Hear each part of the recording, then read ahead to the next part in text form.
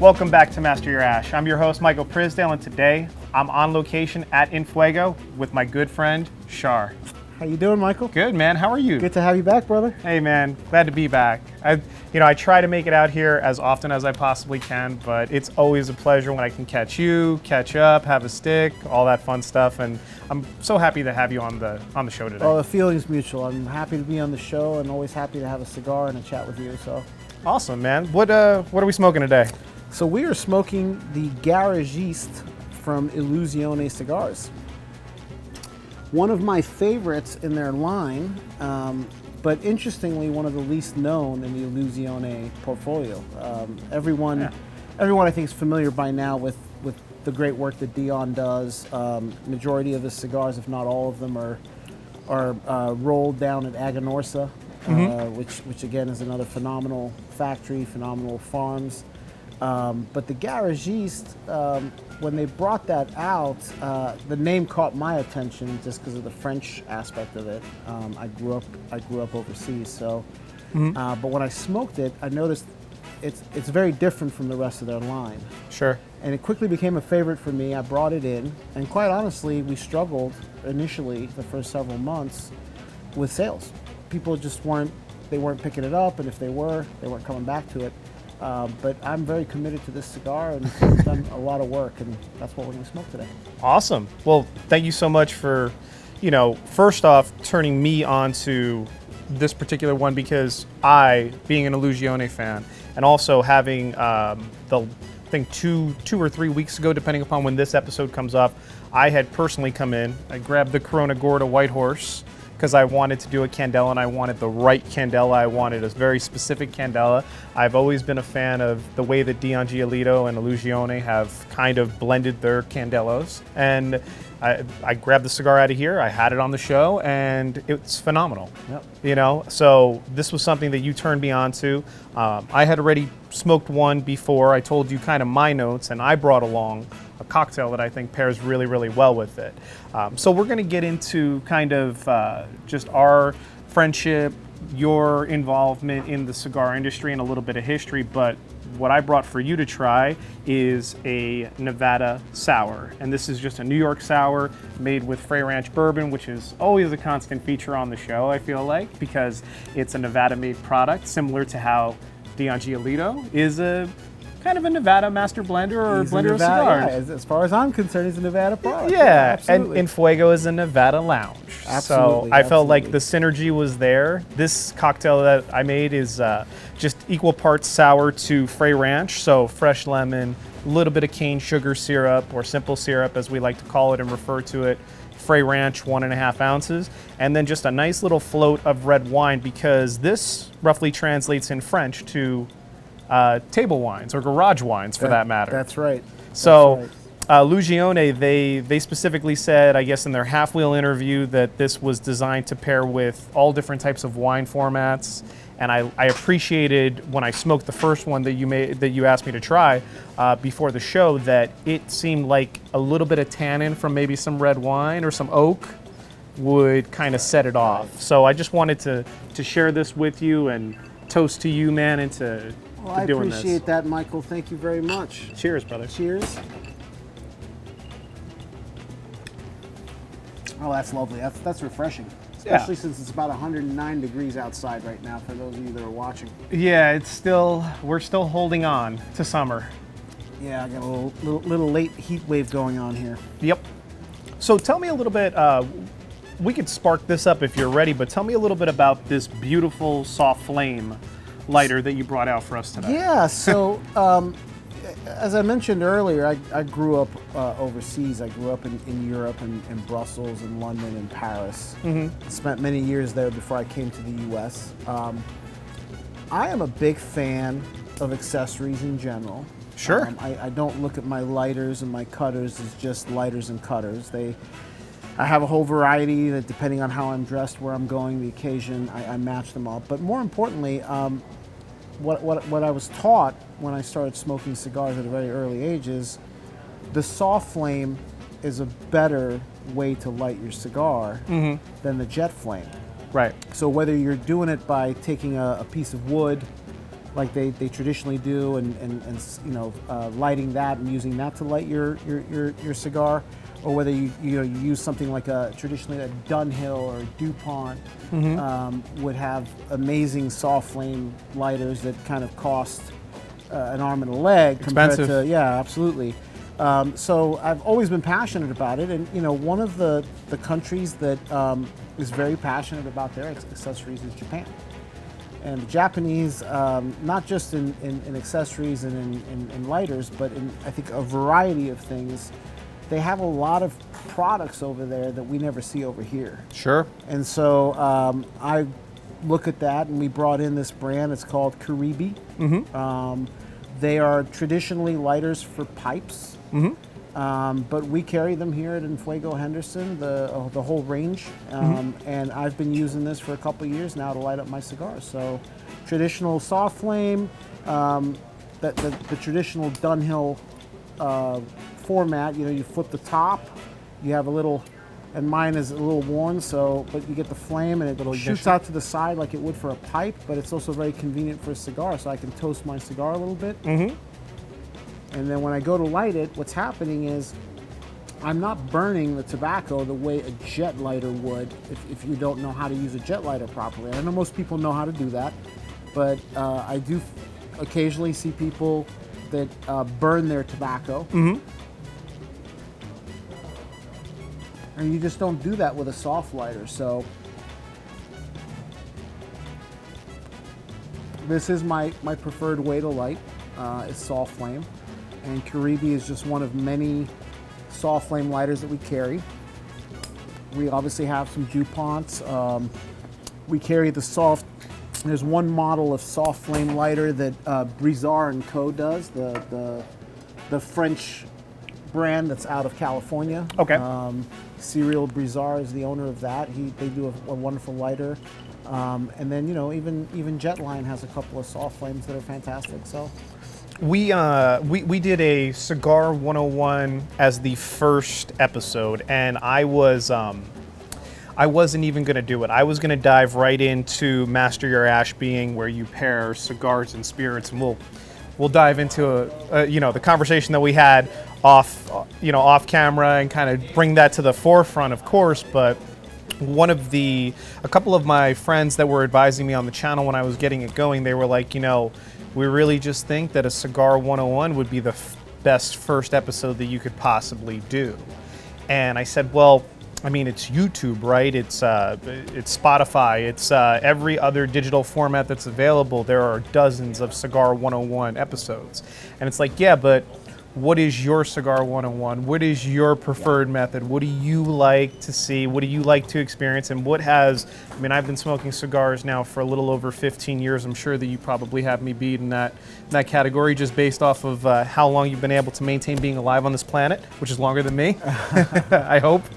And it's just like, you come up with certain things that, because in the cigar world, I said that there are rituals and there are things that you experience when you enter into a cigar lounge that people feel as though like they're going to kick you out if you don't do it precisely and correctly, and that's often a misconception. Absolutely, right? Yeah. It can be very intimidating depending on where you are, but I would say here in the United States, I found that cigar smoking is all about welcoming people that appreciate a cigar, want to relax, and just sharing that moment. So hopefully your listeners are not experiencing that type of environment. There's been a few places I've walked into in the country where they haven't been very welcoming, or let's say they've been a little bit cold. But honestly, you experience that more overseas, where cigar smoking is still a very elitist activity. Right, sure. It's kind of like golf. People don't realize that, unless you're in the UK or in the United States, everywhere else golf is an elitist sport. It's you have to be a member of a country club. You have to. Not everybody golfs, right? Sure. Here in the United States, you can get on a municipal course for $10 in most parts of the country, and golf, no matter what your economic background is. Cigars are the same way. Sure. Cigars are very expensive overseas. the taxation is generally what causes the price of cigars to be 2, 3, 4 times more expensive than they are here in the United States. Right. So, you know, we're fortunate. A guy can have a very good cigar for $6 to $10 and enjoy a wonderful experience. And so we seem to be a little bit more laid back and more welcoming. I think it's an every man thing. Absolutely. A lot of times I bring up the luxury premium aspects and the boutique or salon brands, as Matt Booth likes to ascribe his particular brand. Right. But what got you into smoking cigars? Because we have a good opportunity segue. You are the partner of a cigar lounge. You are an owner of a cigar lounge in Las Vegas. So what got you first started into smoking cigars? Walk me through that, and then walk everybody else through what was the aha moment where you were like, I'm going to own a cigar lounge in Las Vegas? Okay, great. It's two good questions in there. So first of all, every person, I believe, remembers their first cigar. I grew up in a household where my father, to this day, he's, God bless him, he's 75, 76 years old now.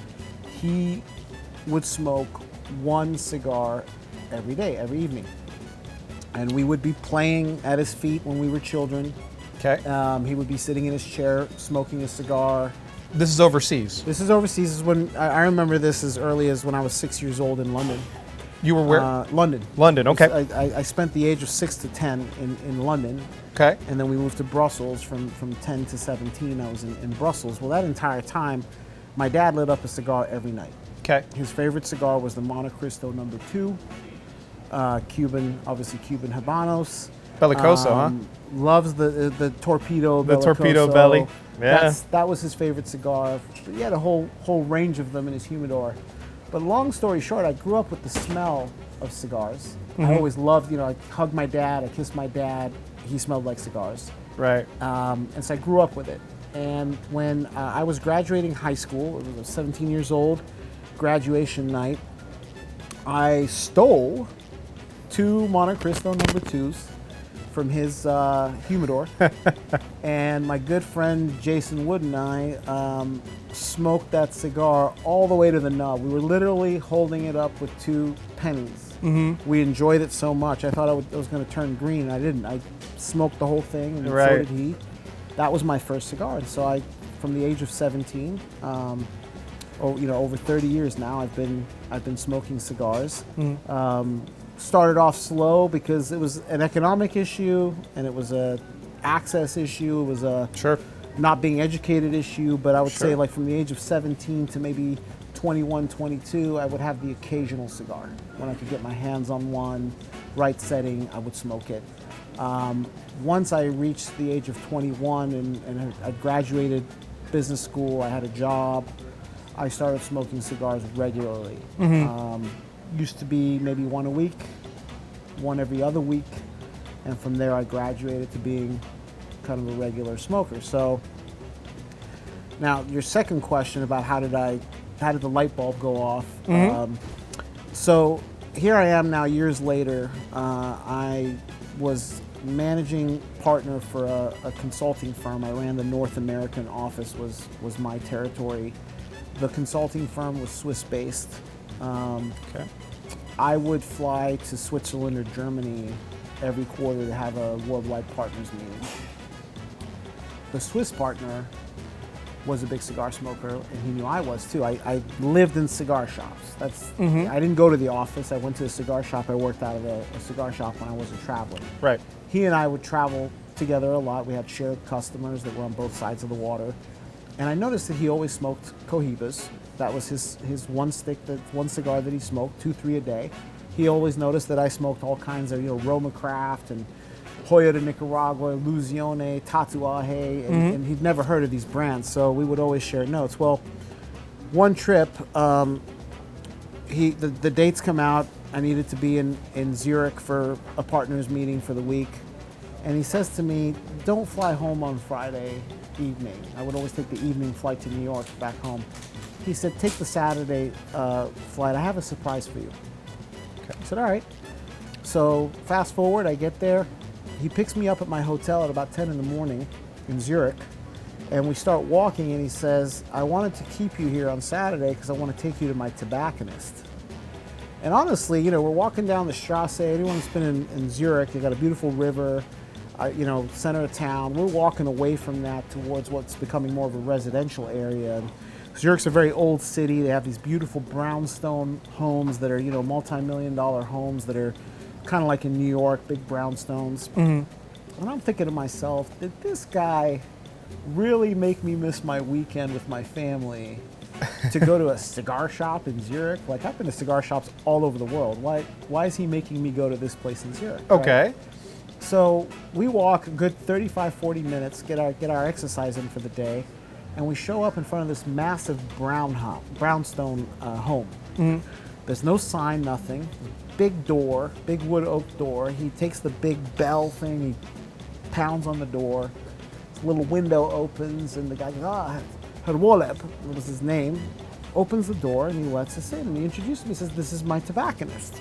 And I'm standing in this guy's, the lobby, the foyer of his house. A very well-dressed Swiss gentleman on a Saturday morning. And In his own home. In his own home. Okay. Introduces me, welcomes me, and he says, this is, you know, Christoph says, this is my tobacconist.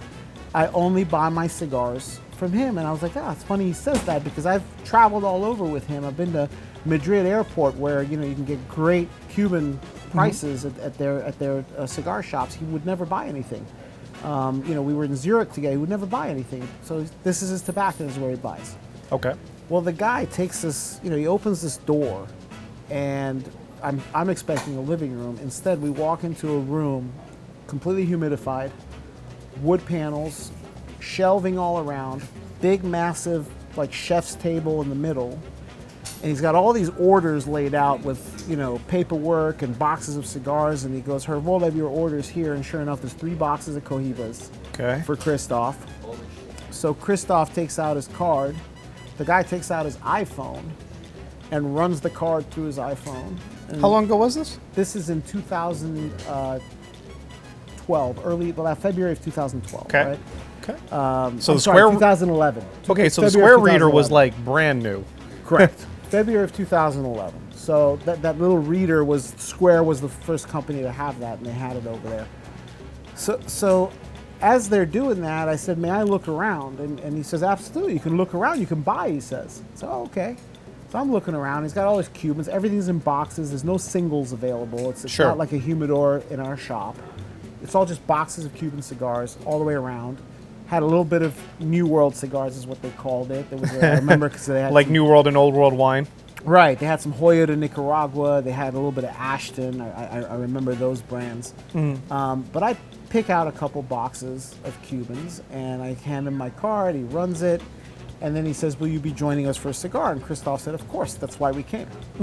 So there was a little side door in that room, and he opens the door, and we walk into this living room that is just majestic. I mean, if anybody knows anything about Switzerland, they're meticulous about everything, right? So I walk in, you've got these wood floors with Persian carpets, old leather chairs, paintings on the wall, bookshelves.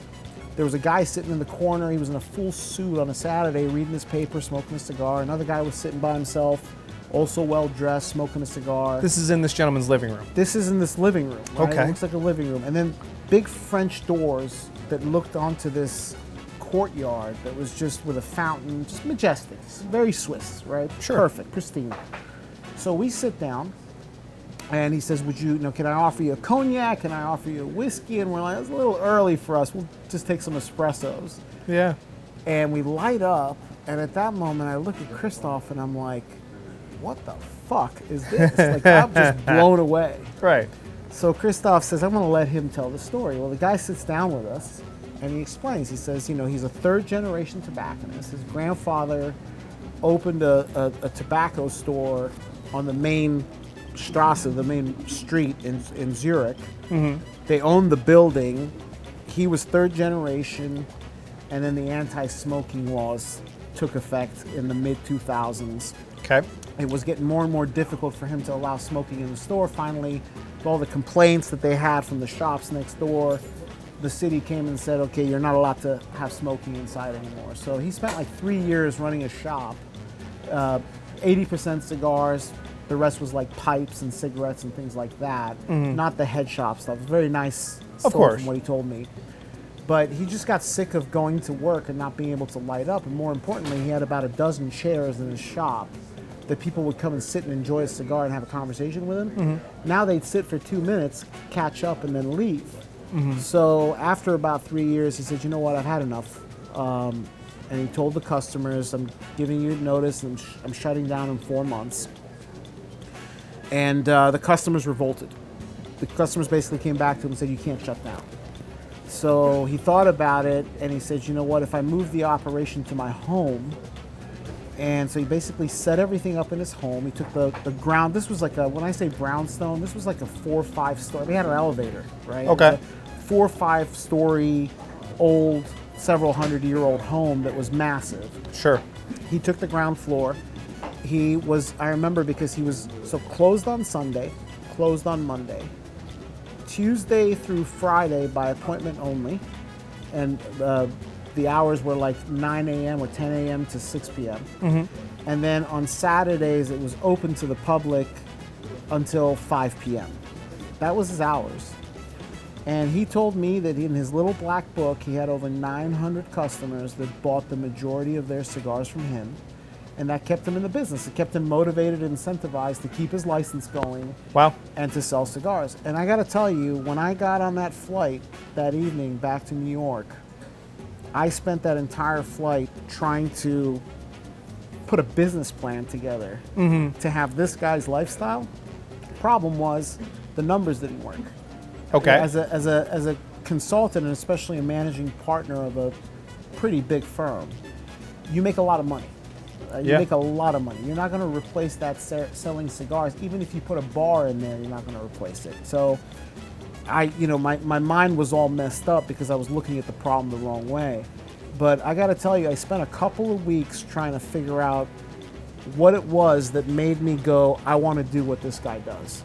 My entire life, I'd been either a tech executive or a consultant, turning around companies, making great money, great living, but I had no passion for it. I only did it because the money was good, and I just figured that one day I'll know what I want to do. And you need money, you need experience when you figure that out, right? Sure. Watching this guy and what he built and the lifestyle, it took me a couple weeks to figure out, stop looking at the money. How much is the lifestyle worth to you? Right.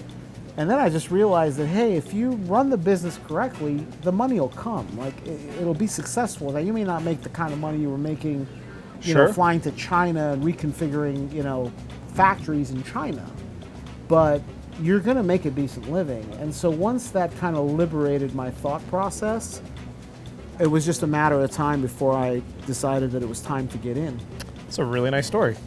It's my story. It's how it all panned out. And then I got to tell you, it took another. It's interesting. So when I decided that that's what I wanted to do, I knew enough about the cigar industry from, actually, if you know Island Jim from Leaf by Oscar. So Island Jim owns the Leaf and Bean in Pittsburgh. That was my home shop. That's where I was based. He opens at 7 in the morning because he has a coffee bar. I would be there at 5 to 7, grab my coffee, sit in the corner, and work all day. Right. So in that time, as Jim and I got to know each other, Jim Robinson, he taught me a lot about the business. And one of the things he taught me is it's a relationship business, right? So he didn't carry Padrones, he didn't carry Tatuaje. Why? He didn't have a relationship with those companies, and he'd been in business for, at that point, like 9 or 10 years, and he had no access to those brands. So what I started to do in preparation for getting into the business one day was I started flying to Nicaragua, flying to Honduras. Any trip I could get on where I could meet a manufacturer. I went to the trade show in 2012 and in Orlando. And I remember I approached Dion, I approached Pete Johnson, I approached a lot of these guys, introduced myself. I said, I'm going to be opening a store in Las Vegas. I wanted to introduce myself because I would like to carry your brand. And they all kind of looked at me the same way, like, yeah, we've heard this 100 times. Like, come back when you have a store, right? We're busy right now. But it's a relationship building, and I spent a year doing that. And then fortunately, we were bought out. Our consulting firm, our global consulting firm, was acquired by KPMG in late 2012. So at that point, my wife, my dog, and I packed our stuff. I had a house here in Las Vegas. We drove across the country, and I went to work on trying to open a place here, and I ended up partnering with my buddy Michael with En Fuego. That's how I got into the business. Awesome. Well, a lot of times we talk about on this particular show the fact that cigars and spirits are commodities of civilization, is how I categorize it in my own words. I feel as though that we've always brought tobacco and brought spirit production, tobacco production with us throughout time, similar to the Romans bringing wine with them, similar to the New World and the silk trade with tobacco, right? So these two things have followed us as a civilization, as humanity has kind of evolved, and the products have evolved with us too. And a lot of times what I try to do is just find little specific points to bridge the gap, because I truly feel as though that both are better together than they ever can be separate, right? So one of the beauties is that the alcohol trade, which I'm very familiar with because that's my profession, my career, is also about relationship building. And it's always about relationships, especially for a city like Las Vegas and a state like Nevada, right? Absolutely. Because it's always going to be a very small city, no matter how big it seems to get. And I was born in New Jersey. My parents are very, very much East Coast people. My wife was born in Pennsylvania. She was raised for a little while in Nebraska and in the Dakotas. And then she moved with her dad to Japan when she was 7 and lived in Japan until she was in her 20s. So meticulous products were, meticulous accessories out of Japan is what I noticed when I proposed in 2019, and I got a chance to meet her and her dad, or I got a chance to meet her dad and her family out there. But jumping into or segueing, I guess you could say, into what we're experiencing right now with the Illusione and this particular cocktail pairing, what do you look for when you're enjoying your cigar as far as for beverage enjoyment? I know that you said you would always start your day with your coffee, of course, and I truly love coffee and cigar. I think that it's a no-brainer, right? But when you're starting off with a beverage, where do you usually start with, or what are like your go-tos? And then if you are going to dive into alcohol, where do you usually see yourself? That's a great question. A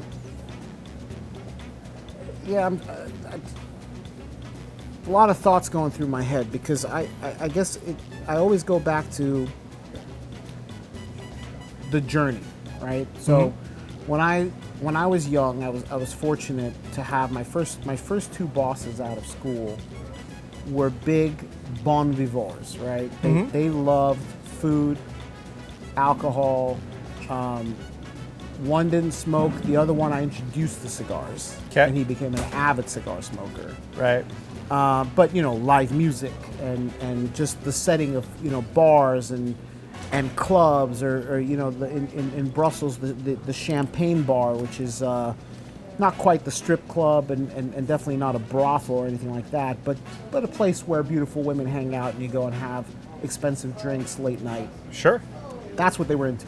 Okay. So I got an education, and the education I got was on food, basically, especially the French, how you're supposed to eat, what you're supposed to eat. Like, there's just certain things that don't go together. Like, you go to a Sizzler buffet, and on the same plate people have, a burger, Chinese food, salad, and their Jell-O for their dessert are all on the same plate. Like, that's horrific if you do that in certain cultures, right? Yeah, some of our buffets are like that too, or absolutely, were like that when we have more of them. Well, what it is it's a reflection of our people, right? So our culture and our people don't know any better. Just because there's a buffet that has 85 things doesn't mean you should put 17 things on your plate. Right. And in fact, you should be pairing certain things, because you don't, you have your salad, and then you start with the appetizer and have some shrimps and some crab legs, and then you move on to, having a pasta or a whatever, right? Sure.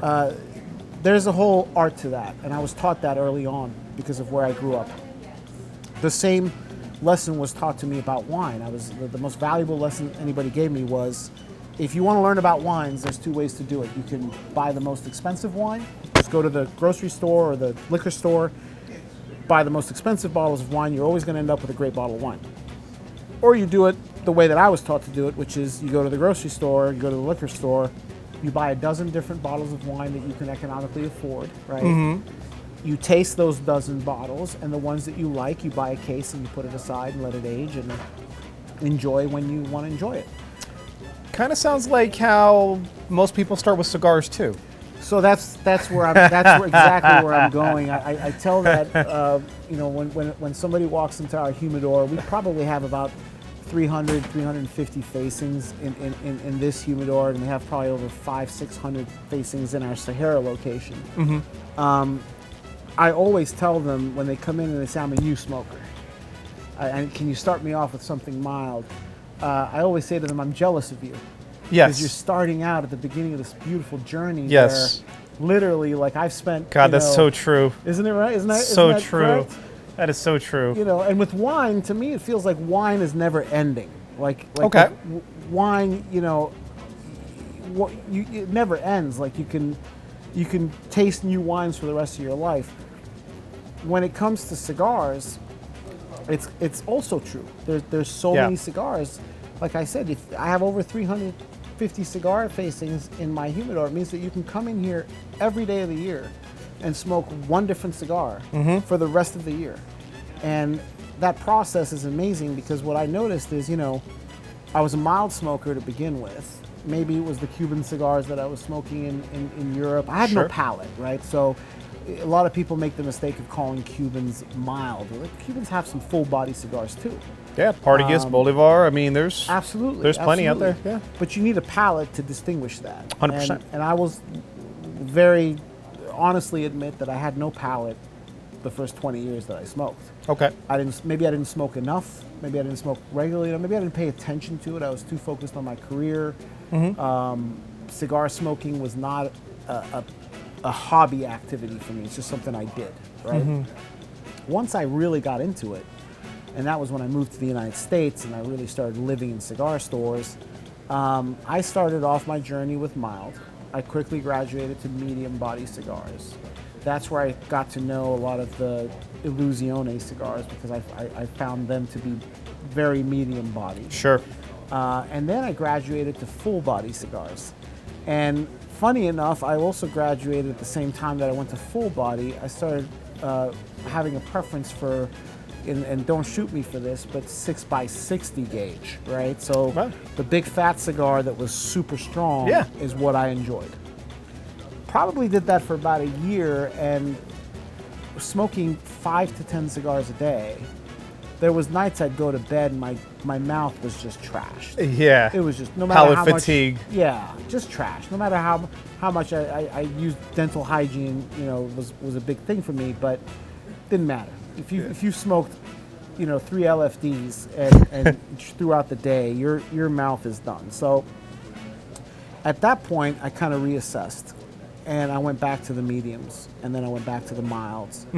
And somewhere along that journey, the last, I'd say 5, 6, 7 years, I smoke everything, and I smoke everything based on how I feel. So coming back to your question, I'm so in tune with my palate, whether it's food, alcohol, beverages, non-alcoholic beverages, or cigars, that to me it's about what mood am I in, right?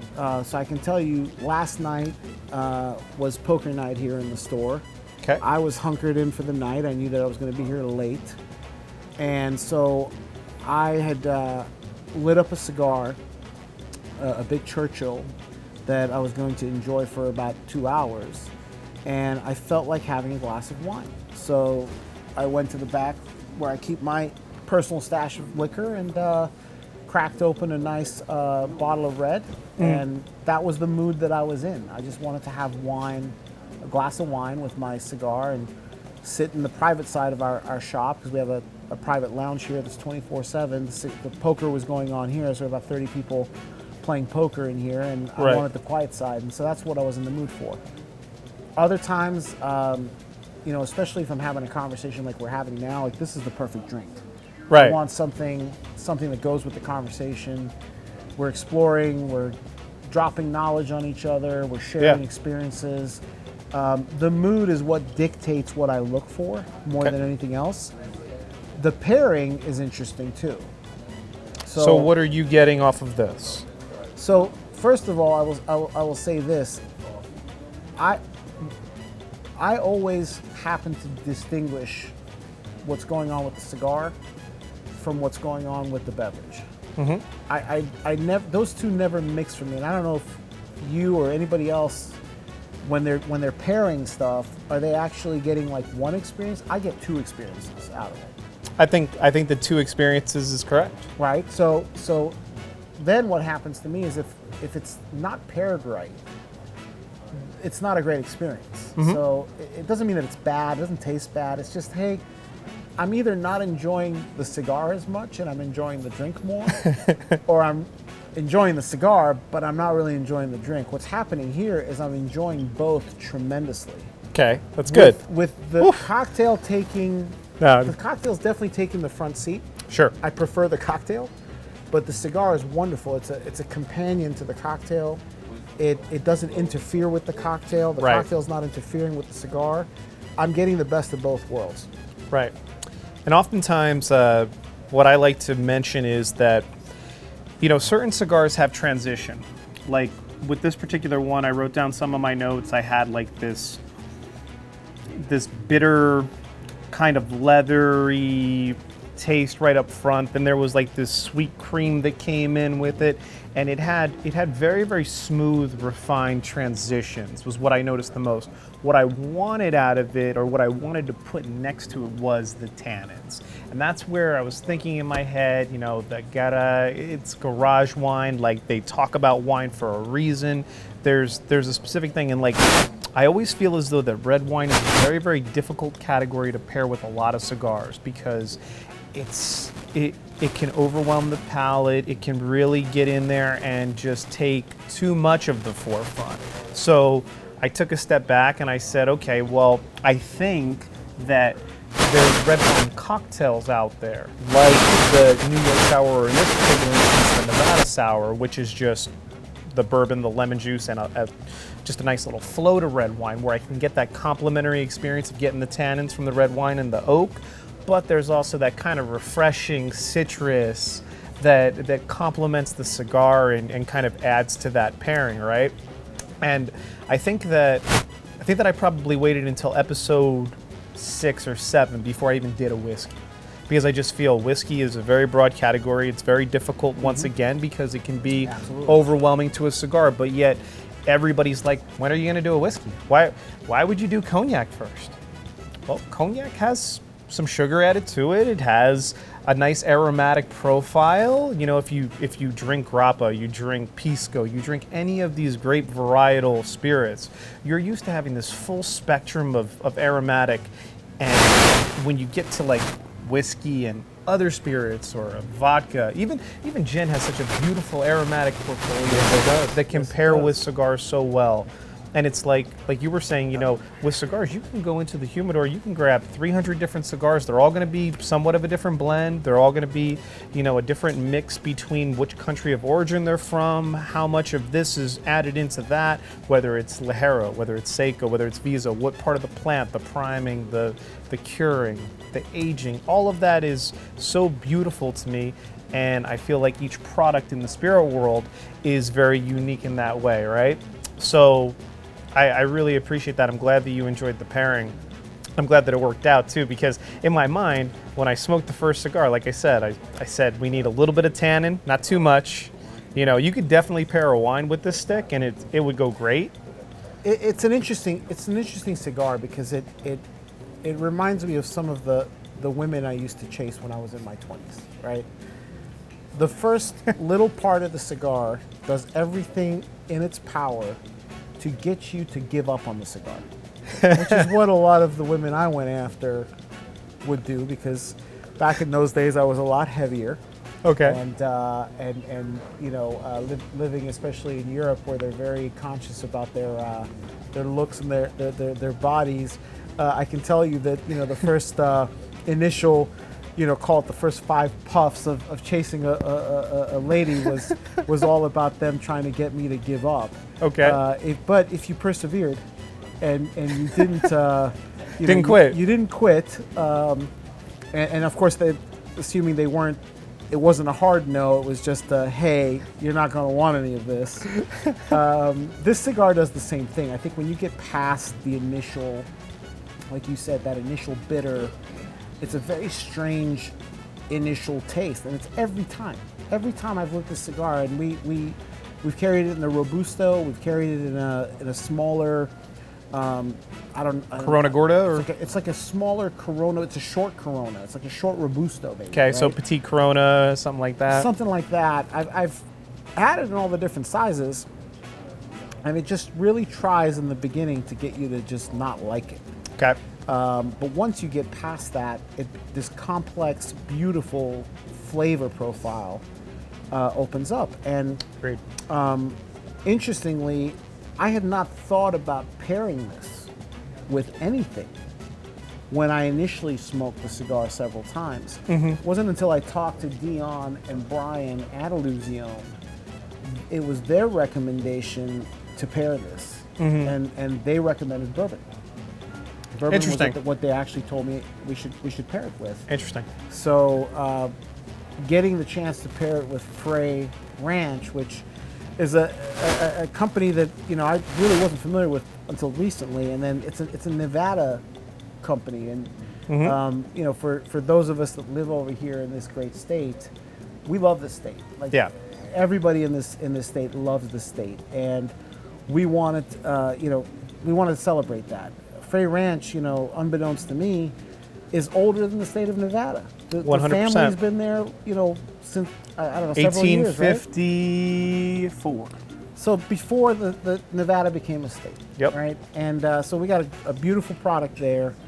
We have a beautiful product in Illusione that's from Nevada, and then we've got, of course, En Fuego Henderson, right here in the heart of Las Vegas, and wonderful company conversation. So it's great. Likewise, man. Likewise. I agree with that 100%. Is there anything else that you wanted to talk about before we wrap things up with this cigar and just kind of lean into another drink in a little bit? Yeah. Listen, it's been a pleasure talking to you. Likewise, man. I love your show. I love the art of pairing is something I'm still on my early journey on. Yeah.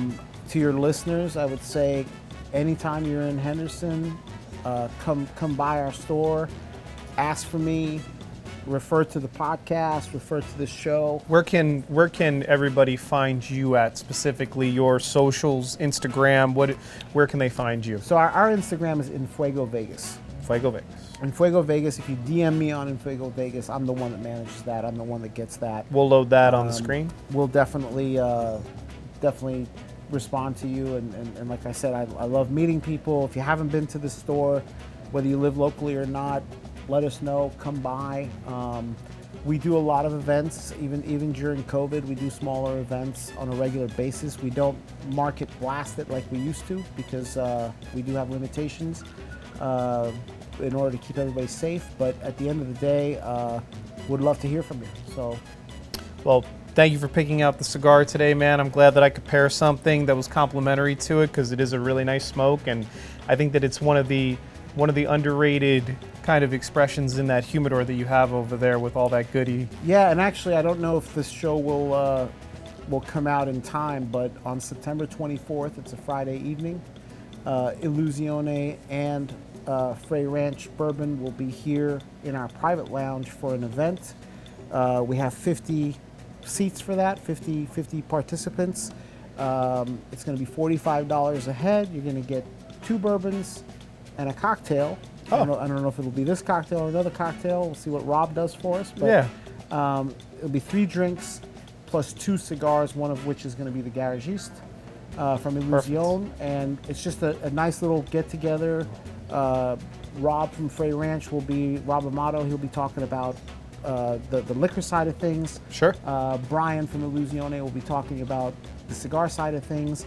We're actually going to do some incredible deals on Illusione Cigar that night for anybody that's interested to buy, but no obligation to do that.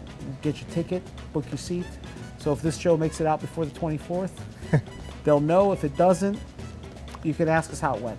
I'll talk to the people that, you know, do all the wonderful work behind the scenes for this show, and I'll make sure that we do our very best to get it out there and get it promoted beforehand. But I'm pretty sure that there's going to be a very strong reception for that. It's two great brands, and it's a great store, and I really appreciate you taking some time out of your day today. I'm surprised that we didn't get pulled in any directions. We just, you know, we were able to chill for about an hour and knock this out. I feel like I could keep going. I think so too. All right. We'll have to do it again soon, bro. Anytime. Thank you very much. Absolutely. Thank you. Appreciate it. Thank you so much for watching. Please feel free to like, comment, subscribe at Master Your Ash on Instagram. Look out for our newsletter. You can drop us a line, leave us an email, and we'll sign you up for that. It comes out every single month with more information on Master Your Glass, Master Your Ash, all the wonderful segments that we're adding in. Please feel free to, once again, like, comment, and subscribe. My name is Michael Prisdell. Thank you very much.